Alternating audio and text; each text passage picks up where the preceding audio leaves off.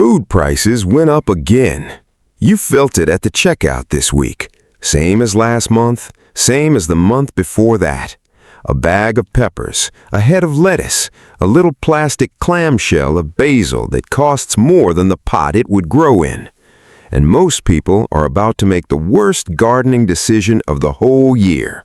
They're going to look outside at the July heat and decide the planting window is closed. Too hot, too late, wait for fall. That single belief is quietly costing them a season of free food. Because July is one of the most underrated planting months of the entire year for anyone growing in containers. Not despite the heat is the reason. Warm soil, fast microbes, explosive root growth, and a second wave of crops that spring gardeners never even get a shot at. I'm going to show you 12 vegetables you can plant this July in pots, on a patio, a balcony, a strip of concrete by the back door.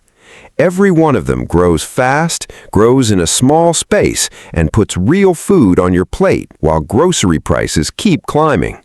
And along the way, I'm going to share things about July gardening that almost nobody tells beginners. Why some vegetables actually taste better in this heat. Why your container soil turns into a free fertilizer factory right now. And why your plants sometimes stop growing even when you're watering and feeding them perfectly. That last one surprises nearly everyone. But before we start, drop a comment right now. Are you already growing food in containers this summer? Or is this your very first July giving it a try? One word is fine. I read every comment, and it tells me exactly who's watching. Now let's get into it. Bush beans. If you only plant one thing off this entire list, make it bush beans. Here's why they matter when money's tight. Beans go from seed in the soil to food on your plate in about 50 days. No transplanting, no fuss, no special skill. You push the seed in, you keep it watered, and in under 2 months, you're picking handfuls every couple of days. A single grocery bag of green beans costs real money now. A $4 packet of seeds can feed you for weeks. But there's a trick to beans that almost nobody uses, and it has nothing to do with how you grow them. It's when you pick them. A green bean harvested first thing in the morning and the same bean harvested late in the afternoon do not taste the same. After several hours of full sun, the plant pushes more sugar into the pods. They turn sweeter, crisper, better raw, better cooked, better in every way. So, once your beans start producing, hold off on that morning harvest. Wait until the afternoon, after the sun has done its work, and pick then. Same plant, same pot, better food just from reading the clock. Go for bush beans, not pole beans for a container.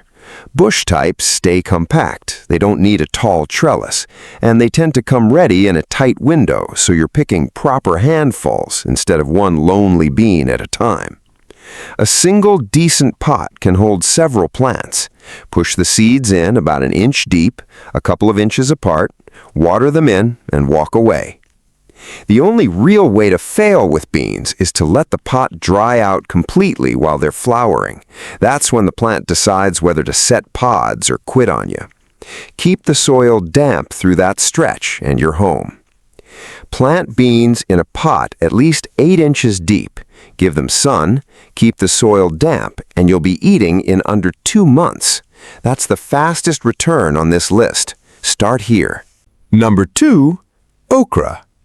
Now, okra is going to test how much you trust me, because everything about this plant goes against what you've been told about summer. Most vegetables get stressed in extreme heat. They wilt, they sulk, they drop flowers. Okra does the opposite. It waits all spring for weather like this. The hotter and longer the warm spell, the happier it gets. And here's the catch that makes okra special. July heat doesn't just keep it alive, it makes it taste better. Okra grown through consistently warm weather develops a richer, deeper flavor than the same plant grown in cool spring conditions. The heat drives the plant to build more of the compounds that give it its taste. Spring okra is fine. July okra is the real deal. So while half the gardeners on your street are babying their lettuce and watching their tomatoes throw a tantrum, you can grow a crop that's genuinely thriving in the worst of it. A big pot, 12 inches deep or more, full sun, and okra will pump out pods week after week, all the way until the cold comes. For anyone in a hot climate watching this, frustrated that everything keeps frying, okra is your answer. It's not surviving your summer, it's built for it. One thing to know going in, okra grows tall and it grows fast, so give it a heavy pot that won't tip in the wind and keep on top of the picking. Okra pods go from tender to tough in a day or two. Check the plant every morning and harvest them small, around 3 to 4 inches, while they still snap clean. Miss a few, and they turn woody and stringy, and the plant slows down because it thinks its job is done. Keep picking, and it keeps producing right through the heat. 3. Hot peppers. Peppers belong in every July container, and the reason is the same one that scares people off them: heat. Plant a chili pepper now in the thick of summer, and something interesting happens to its flavor. The plant produces more capsaicin. Capsaicin is the compound that makes a pepper hot, that burn you feel on your tongue. Under heat stress, the plant cranks it up. Your peppers get hotter, more intense, more of everything you grew them for. So if you've ever grown a chili that came out disappointingly mild, the weather may have been the problem, not the plant. July fixes that. But there is one thing to watch, and it's the single most common reason summer peppers fail. When temperatures push past around 90 degrees Fahrenheit, that's 32 Celsius, the pollen inside the flowers can get damaged. Damaged pollen means the flower can't set fruit. It just drops off. You end up with a healthy green plant covered in nothing. Here's the fix, and it sounds backwards. Give your peppers 2 or 3 hours of afternoon shade, just the hottest part of the day. That small break protects the pollen, stops the flowers dropping, and you get more peppers, not fewer. A little less sun can mean a lot more food. We'll come back to that shade idea because it's about to save more than just your peppers. If you're buying plants rather than starting from seed, look for compact or patio-type chili varieties, since they're bred to fruit heavily in a pot without taking over your balcony. A 5-gallon container is plenty for one plant.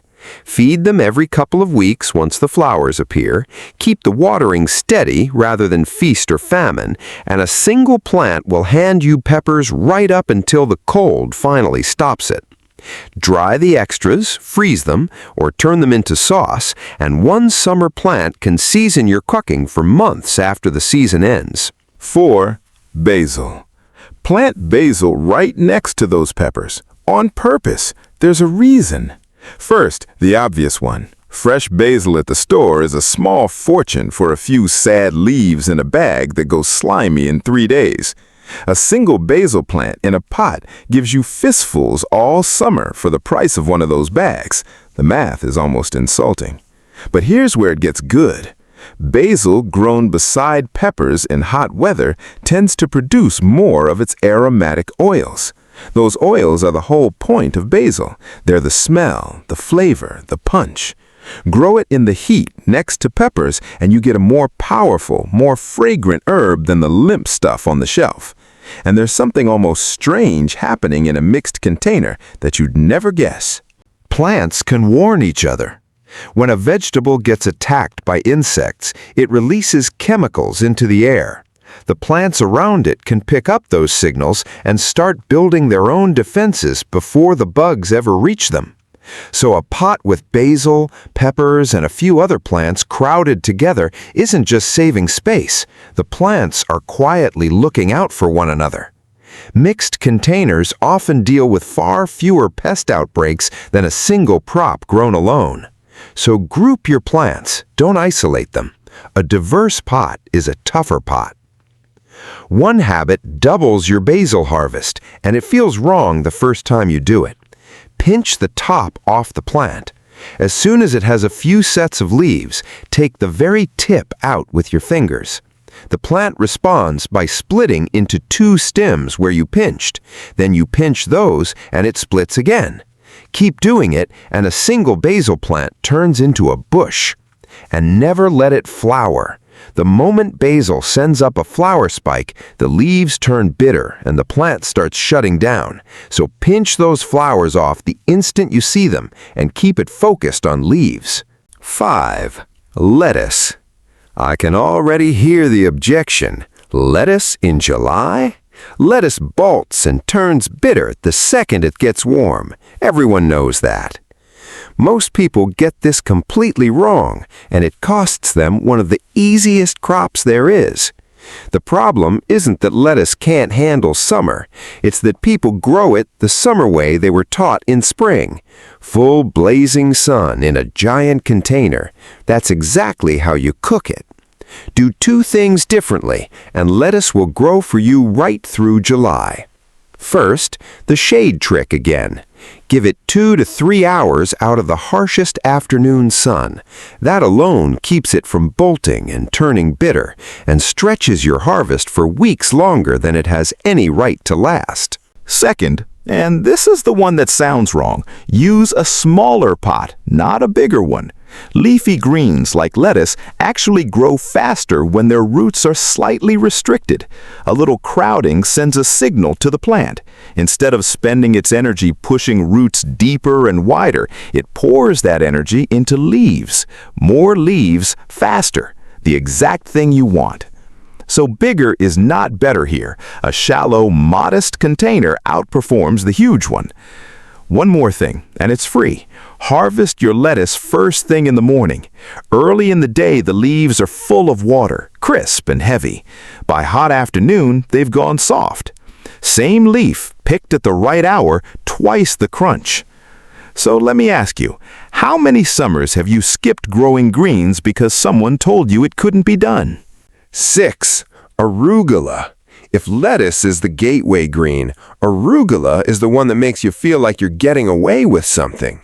It grows fast, genuinely fast. You can be cutting peppery leaves for salads and sandwiches within a few weeks of sowing. And in the store, those little bags of wild rocket or baby arugula are priced like a luxury.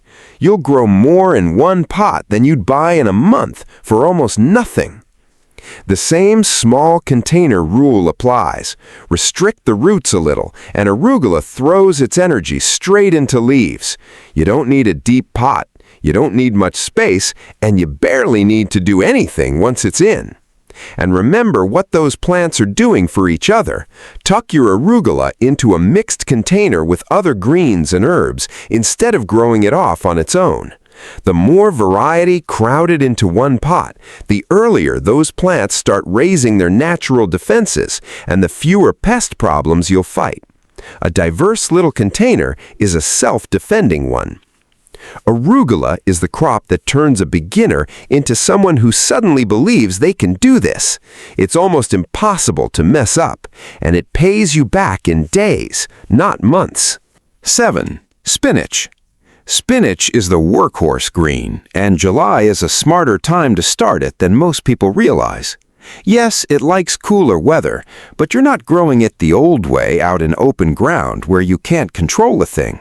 You're growing it in a container, which means you control the conditions. Pull it into that afternoon shade, keep the soil consistently moist, and spinach will give you tender, mild leaves while everyone else's has bolted to seed. Use the same restricted root trick one more time. A modest pot, not a cavernous one. The slight crowding pushes the plant toward leaf production instead of root sprawl, and leaves are the entire reason you're growing spinach. You get a faster, fuller harvest out of less soil. And spinach has a quiet second life that we're going to lean into hard in a minute. It bridges the seasons. Start it now, harvest through late summer, and it sets you up perfectly for the cooler months ahead when greens get even sweeter. A handful of homegrown spinach in a meal several times a week all summer is money you simply stop handing to the store. Pound for pound, fresh greens are some of the most expensive food you can buy and some of the cheapest food you can grow. We're halfway through the list, so before we keep going, be honest with me in the comments. Which of these have you actually killed before? Lettuce that bolted? Peppers that wouldn't fruit? A tray of seedlings that just gave up? Drop it below. I promise you're not the only one, and naming it is the first step to never doing it again. Now, let's keep building. 8. Cucumbers. Cucumbers are one of the best value crops you can grow in a pot because a single healthy plant produces far more than you'd ever buy at one time, and it does it fast in July heat. Grow them up, not out. Give the vine something to climb, a trellis, a stake, a bit of netting, and a cucumber plant takes up almost no floor space while still cranking out fruit after fruit. Perfect for a balcony or a tight patio. But cucumbers in containers come with a warning that almost nobody understands, and it explains one of the most frustrating things in summer gardening. You water and feed your plants perfectly. Everything looks fine. Then a big summer thunderstorm rolls through, and in the days after, your plants just stop growing. Here's the catch, and once you know it, you'll never be confused by it again. Heavy summer rain doesn't only water your containers, it flushes them out. Because every pot has drainage holes in the bottom, a single thunderstorm can pour straight through and wash away the nitrogen, the potassium, and the magnesium your plant was living on. One storm can strip out as much fertilizer as you'd lose over a whole month of normal watering. That's why container vegetables so often stall after a rainy week, even though the soil is still soaking wet. It's not too much water. The food got rinsed away. So the rule is simple. After heavy rain, feed your plants again. Don't assume the storm did you a favor. It may have just emptied the tank. And if you're growing in a fabric grow bag, you've got a hidden advantage here. The sides of a grow bag heat unevenly through the day. The roots inside chase the comfortable spots, cooler zones in the heat of the afternoon, warmer ones overnight. That constant shifting actually triggers the plant to grow new feeder roots, the fine roots that do the real work of pulling in food and water. A plain plastic pot doesn't create that temperature swing, so it doesn't get that bonus. Same plant, more root just from the bag. 2 more quick things on cucumbers because they're thirsty and they're hungry. In July heat, a cucumber in a pot can drink an astonishing amount of water, so check it daily and don't let it wilt or the fruit turns bitter. And pick young. A cucumber left on the vine too long goes seedy and signals the plant to stop. Harvest them small and steady, and one plant will keep going far longer than you'd believe. Number 9. Cherry tomatoes. Now we get to the one everyone wants and the one that breaks the most hearts in July. Tomatoes. Cherry tomatoes are the right choice for a container and the right choice for this heat. They're tough, they're forgiving, and a single plant can hand you hundreds of fruit across a season. Bush types stay compact enough for a large pot on a patio and don't need a greenhouse or yard. There's a real advantage to planting a tomato now in warm soil instead of back in cool spring. A vegetable that starts life in July's warm ground builds a different root system, shallower, denser, packed tight with those fine feeder roots that grab nutrients fast. It means a tomato planted in the heat can take up food in a container remarkably efficiently, and it often catches up to a spring plant far quicker than you'd expect. Late starters don't stay behind for long. But you have to get them past the heat, and this is where most July tomatoes fail. Just like peppers, tomato pollen gets damaged when it gets too hot. The flowers form, then drop, and you're left staring at a big leafy plant with nothing to harvest. Give them that 2 to 3 hours of afternoon shade, and you protect the flowers, hold the fruit, and keep the harvest coming. Now here's the single most important thing in this entire video, and almost nobody thinks about it. Most gardeners obsess over protecting the leaves from the sun. They completely ignore the roots, and the roots are usually the real problem. A black container sitting in direct July sun doesn't just get warm. The soil inside can climb past 120 degrees Fahrenheit. That's nearly 50 Celsius, even when the air around it feels nowhere near that hot. At that temperature, the roots basically shut down. They stop taking up water and food, and so your plant just sits there, stuck, refusing to grow while you keep watering and feeding it, and slowly losing your mind wondering what you did wrong. You didn't do anything wrong. The roots are cooking. The fix costs nothing. Shade the container, not the plant. Tuck the pot behind something, wrap it in a light cloth, slide it next to a bigger pot that blocks the sun off its side. Drop the root temperature and the whole plant comes back to life. If you remember one thing from today, remember that. Protect the roots, not just the leaves. It quietly decides whether half the plants on this list live or die. 10. Carrots. Now the list shifts, because the next 3 crops aren't really about July at all. They're about September, October, and a harvest most people never set themselves up for. Carrots are first, and here's the thing almost no one realizes about planting them now. A carrot seed sown in July goes into warm, alive soil. It germinates fast, and the young plant establishes quickly while the ground is warm. Then, as the nights start to cool in early autumn, something clicks. The plant takes off. Warm roots below, cool air above. That combination is close to perfect for a root crop, and it's a combination spring carrots never get to experience. So the carrots you plant in the hottest, most uncomfortable week of summer are often the ones that hand you the biggest, sweetest harvest months later, long after the heat is a memory. Cool weather actually makes carrots sweeter. The plant builds up sugars as the temperature drops. Use a deep container, at least 10 to 12 inches, because carrots need room to push down. Keep the soil loose and the surface damp while they germinate, since that's the only fussy part. Carrot seed is tiny and slow to come up, and if the top of the soil bakes dry in the July sun, it just won't sprout. Lay a thin layer of damp cloth or a board over the surface for the first week or so to hold the moisture in, then lift it off the moment you see green. After that, they mostly take care of themselves underground while you wait. It feels strange to plant for fall in the middle of a heat wave. Do it anyway.